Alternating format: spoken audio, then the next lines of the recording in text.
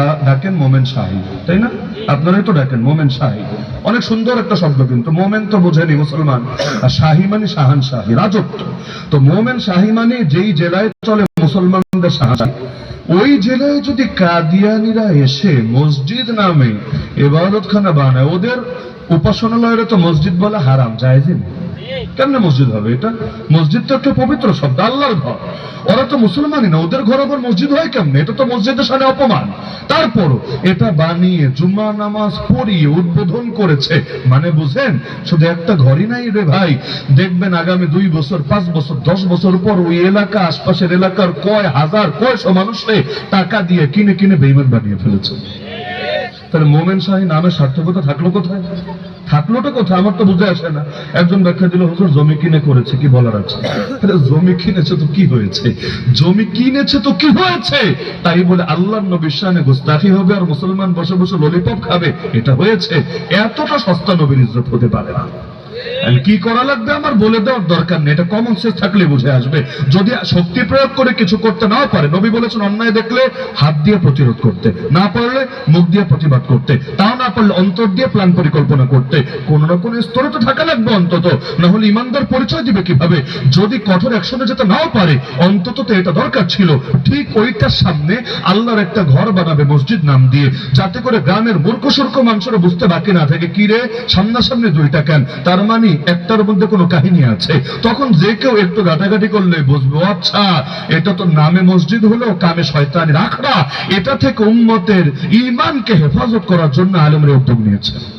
কমাস কম এতটুকু তো দরকার, ওই এলাকার প্রতিটা ঘরে ঘরে গিয়ে খতমে নবুয়ত নিয়ে আলোচনা করা দরকার। কাদিয়ানি চেনে কয়জনে? কয়জনে চেনে? প্রতিটা মানুষকে, সে শহরের হোক গ্রামের হোক, শিক্ষিত হোক অশিক্ষিত হোক, সবাই চোখে আঙ্গুল দিয়ে দেখিয়ে দিতে হবে এই কাদিয়ানি কে।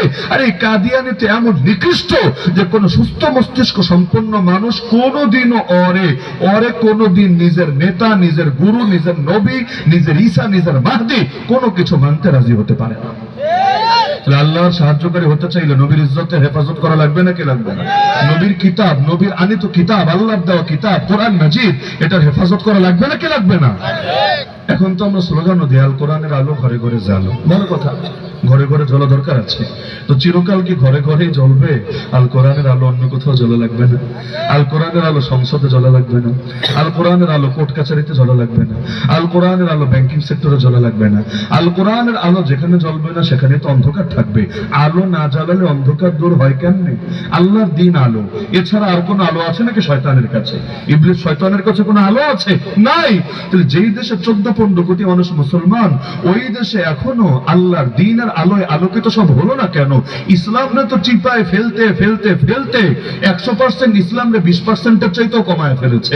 রাজনীতিতে ইসলাম চলবে না, অর্থনীতিতে চলবে না, বিচার আচারে চলবে না, আইন কানুনে চলবে না, শিক্ষা দীক্ষায় চলবে না, সভ্যতায় চলবে না, সংস্কৃতিতে চলবে না, বিনোদনে চলবে না, ফ্যামিলি লতে চলবে না, সমন্বিতিতে চলবে না, রাষ্ট্রনীতিতে চলবে না, পররাষ্ট্রনীতিতে চলবে না। তো চলবেটা কোথায়? তোর মাথায়। ইসলামকে যদি এভাবে কণ্ঠাসা করার চেষ্টা করা হয়, এর চাইতে বড় জুলুম ইসলামের জন্য কি হতে পারে? কি ইসলামরে এভাবে চাপানো হচ্ছে না দিনকে দিন? চাপাতে চাপাতে এখন তো সব জায়গায় চাপানো। মসজিদে ইমাম কি বলবে না বলবে, এইটা দুনিয়ার 2 পয়সার পাতি নেতারা ঠিক করে দিবে। ইমামের কথা মন মতো না হলেও নদীর পাড়ের বাড়ির যেমন স্থিরতা নাই, এই আছে তো এই নাই। গাভিন গাই বাচ্চা দেওয়ার টাইম এসেছে, আরো গ্যারান্টি নাই। কখন প্রেগনেন্ট আর কখন বাচ্চা ফোটাবে কোনো গ্যারান্টি নাই। ইমাম সাহেবের চাকরির হয়ে গেছে অবস্থা, এই আছে তো এই নাই। একটা কথা যদি কারো কলিজা আঘাত করে, হুজুর জুম্মা পড়াইছেন ভালো কথা, আসরের সময় আপনার ছায়াও যাতে না দেখে মসজিদের বারান্দায় ফোটেন, এখনই কাপড় চোপড় যা আছে তা নিয়ে ভাগেন। কি যে আজীব তামাশা! এমনকি গ্রেফতার পর্যন্ত করে নিয়ে যায় মসজিদ থেকে, মাহফিলের মধ্যে পর্যন্ত। আলেমা কি বলবে? দুনিয়ার বিভিন্ন বাতিলরা আসে এগুলো ঠিক করে দিতে। তাহলে ইসলামের উপর যদি এভাবে একে একে এভাবে সংকট চালানো হতে থাকে, তাহলে আল্লাহর জমিন, আল্লাহর দিন বিকশিত হবে কিভাবে? ইসলাম এসেছে আলো হয়ে, সব অন্ধকার তাড়াবে বলে, আর এখন অন্ধকার দিয়া চাপাতে চাপাতে ইসলাম নাই করে ছাড়ছে। এজন্য 14 কোটি মুসলমানকে ঐক্যবদ্ধ হয়ে আগামীর বাংলাদেশকে ইসলামের বাংলাদেশ বানাতে হবে। কিভাবে বানাবেন, কিভাবে বানাবেন, যারা আল্লাহ আকল দিয়েছে সে নিজেই বুঝবেন। কিন্তু উম্মাহকে এই ব্যাপারে ঐক্যবদ্ধ হতে হবে। ঘরে 4 ভাই যদি থাকে না, 4 ভাইয়েরও 4 রকম মত থাকে অনেক সময়। নাকি থাকে না? মাঝে মাঝে ঝগড়াঝাটিও হয়, মারপিটও হয়, কিন্তু পর যদি আসে ঘর দখল করতে, 4 ভাই বৈশা বৈশা নিজেরা আপোষে মারপিট করে না, সবাই হাতে হাত রেখে কাঁধে কাঁধ মিলিয়ে আগে পরে ঠ্যাঙ্গানে দিয়ে এলাকা ছাড়া করে, তারপর প্রয়োজনে আবার ঠান্ডা মাথায় নিজেরা ঘরে বসে ঝগড়া করে। তা আমাদের বহু দল থাকতে পারে, বহু মত থাকতে পারে, কিন্তু আল্লাহর প্রশ্নে কোনো দলাদলি নাই, রাসূলুল্লাহর প্রশ্নে কোনো দলাদলি নাই, ইসলামের মূল বিষয়ের প্রশ্নে কোনো দলাদলি নাই। কাফের মুশরিকরা ইসলামের ক্ষতি করতে আসলে কোনো দলাদলির সুযোগ নাই। আর আমাদের ভিতর যত দল থাকুক না কেন, আল্লাহ জমিন, আল্লাহ দিন জিন্দা করতে আমরা ঐক্যবদ্ধ। এর জন্য জান লাগলে জান দেব, মাল লাগলে মাল দিব, গোটা দুনিয়া কোরবানি করা লাগলে সব করব, কিন্তু আমরা বেঁচে থাকতে আল্লাহর দিনকে মুর্দা হতে দেব না। পারবেন তো ইনশাআল্লাহ? তাহলে আল্লাহর রাসূলের ইজ্জত হেফাজত করতে হবে, আল্লাহর দ্বীনকে জিন্দা করতে হবে, আল্লাহর কিতাবকে সব জায়গায় প্রতিষ্ঠিত করতে হবে।